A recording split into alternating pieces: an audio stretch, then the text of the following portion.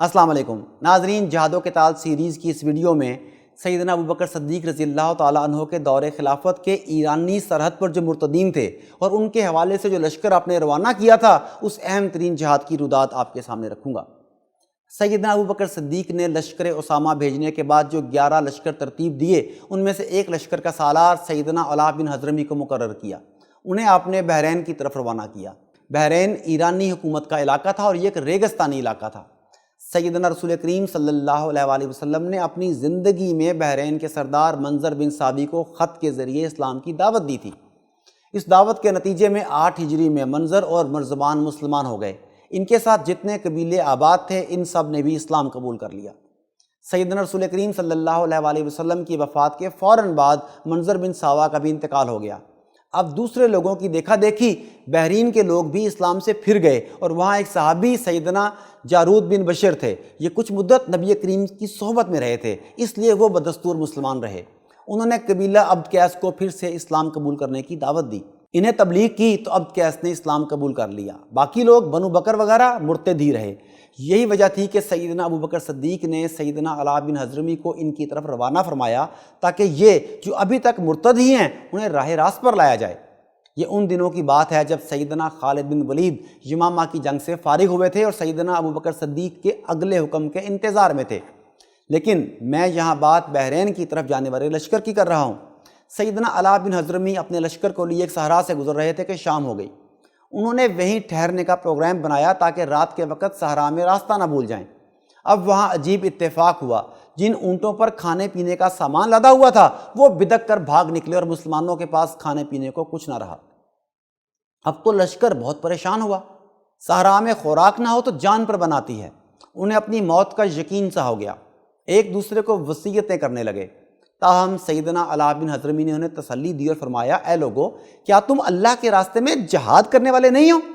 یقین رکھو اللہ تعالیٰ تم جیسے لوگوں کو رسوا اور ذلیل نہیں کرے گا۔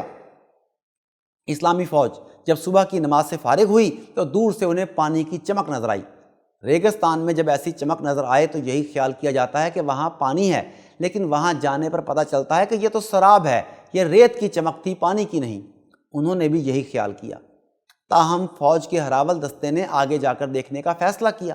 وہاں پہنچے تو وہ پانی ہی تھا۔ اب تو سب کے سب بہت خوش ہوئے، سب نے پانی کیا، غسل کیا، اپنے مشکیزے بھر لیے۔ سورج ذرا بلند ہوا تو اونٹ بھی ادھر ادھر سے ان کے پاس آ گئے۔ گویا اونٹوں کا ان سے گم ہونا بھی اللہ تعالیٰ کی طرف سے رحمت کی صورت میں ظاہر ہوا، ورنہ وہ صحرا میں پانی تلاش نہ کر سکتے تھے۔ جب یہ سب کچھ مل گیا تو مسلمانوں کی خوشی کی انتہا نہ رہی۔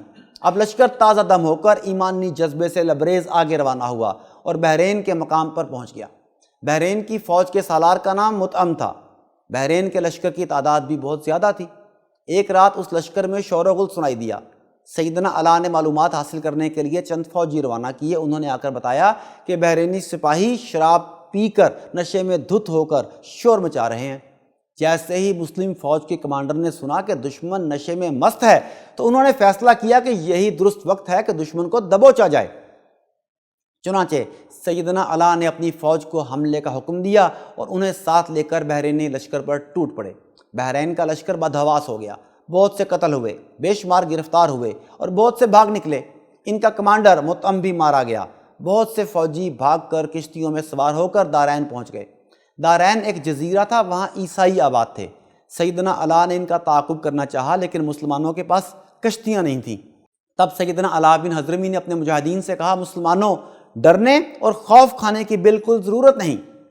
جس اللہ نے تمہاری خشکی میں مدد کی ہے وہی مالک سمندر میں بھی تمہاری مدد کرے گا۔ ان الفاظ کے بعد تمام لشکر نے اللہ سے دعا کی، عاجزی سے گڑ گڑائے اور اپنے گھوڑے، خچر، اونٹ، یہاں تک گدھے تک سمندر میں ڈال دیے۔ اس طرح اسلامی لشکر نے سمندر عبور کر لیا اور جزیرہ دارین کے ساحل پر پہنچ گئے۔ علامہ اقبال نے شاید ایسے ہی کسی موقع کے لیے یہ شعر کہا تھا، دشت تو دشت دریا بھی نہ چھوڑے ہم نے، بحر ظلمات میں دوڑا دیے گھوڑے ہم نے۔ اب یہاں بھاگنے والوں کو کسی اور طرف بھاگنے کا راستہ نہیں تھا، اس لیے وہ ایک بار پھر مسلمانوں کے مقابلے میں جم گئے اور بہت بے جگری سے لڑے، لیکن فتح مسلمانوں کو ہوئی۔ کفار سب کے سب موت کے گھاٹ اتار دیے گئے۔ اس جنگ میں مسلمانوں کو بے حد مال غنیمت ہاتھ آیا، ایک ایک سوار کو 6,000 اور ہر پیادے کو 2,000 درہم ملے۔ سیدنا علی اسی روز بحرین کے لیے واپس روانہ ہو گئے۔ بحرین پہنچ کر انہوں نے سیدنا ابو بکر صدیق کو فتح کی خوشخبری کا پیغام دیا۔ اس خط میں انہوں نے تمام حالات لکھے۔ اب اس علاقے میں مرتدوں کی کمر بالکل ٹوٹ گئی۔ نتائج کے اعتبار سے یہ جنگ یمامہ کی جنگ سے زیادہ اہم تھی۔ اس کی وجہ یہ تھی کہ یمامہ میں صرف ایک قوم سے جنگ تھی، جبکہ بحرین چونکہ خلیج فارس پر واقع تھا اور ایران کی حکومت کے ماتحت تھا، تو یہاں ہندوستان اور ایران کے تاجر بھی زیادہ تعداد میں تھے۔ اسی لیے یہ جنگ کسی ایک قوم سے نہیں، بہت سی قوموں سے تھی۔ ان لوگوں میں یہودی، عیسائی اور آتش پرست بھی تھے۔ اس جنگ کا نتیجہ یہ نکلا کہ مسلمانوں کے لیے عراق کی فتح کی راہ ہموار ہو گئی۔ خلافت راشدہ کے دور کے مسلمان جس تیزی سے آگے بڑھے، اس کی تفصیلات کے لیے ہماری ویڈیوز دیکھتے رہیے۔ اللہ نگہبان۔